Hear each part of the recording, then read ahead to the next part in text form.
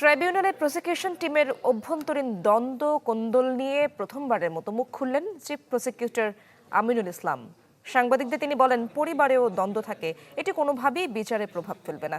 এদিকে মুক্তিযুদ্ধে মানবতা বিরোধী অপরাধ মামলায় মৃত্যুদণ্ড থেকে খালাস পেয়েছেন বাগেরহাটের খান আকরাম। জুলাই আগস্ট হত্যাযজ্ঞের বিচারের জন্য পুনর্গঠিত ট্রাইব্যুনালের আগের চিফ প্রসিকিউটর তাজুল ইসলামকে সরিয়ে নতুন চিফ প্রসিকিউটর নিয়োগের পর অন্তর্কলহ দেখা দেয় প্রসিকিউশন টিমে। তিক্ততা এতটাই বেড়ে যায় যে দুপক্ষই গণমাধ্যমে নিজেদের অবস্থান স্পষ্ট করে প্রেস রিলিজ দেয়। বৃহস্পতিবার খান আকরামের মামলার রায়ের পর তাই চিফ প্রসিকিউটরের সামনে প্রশ্ন ওঠে, এ ধরনের ঘটনা সামগ্রিক বিচারে প্রভাব ফেলছে কিনা।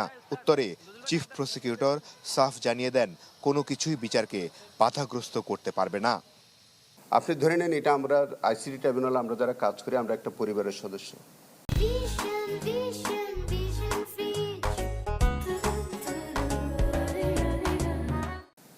আমাদের আভ্যন্তরীণ অনেক কিছু হলে হতে পারে, কিন্তু এইটা আমাদের বিচারের সাথে কোনো সম্পর্ক নেই।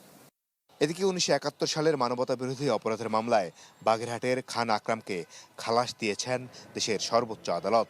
প্রধান বিচারপতির নেতৃত্বাধীন আপিল বিভাগ তার আপিল মঞ্জুর করে খালাসের রায় দেন। আসামিকে মামলা থেকে খালাস দিয়েছেন, তাদের আপিলটা অ্যালাউ করেছে। আমরা একই সাথে বলি যে এটা জাজমেন্ট, পূর্ণাঙ্গ জাজমেন্ট পাওয়ার পরে আমরা একটু দেখে তারপরে আমাদের আইসিটি ট্রাইব্যুনালের পক্ষ থেকে যদি আমাদের কোনো কিছু করণীয় থাকে তখন সেইভাবে আমরা আইনগত পদক্ষেপ নেব।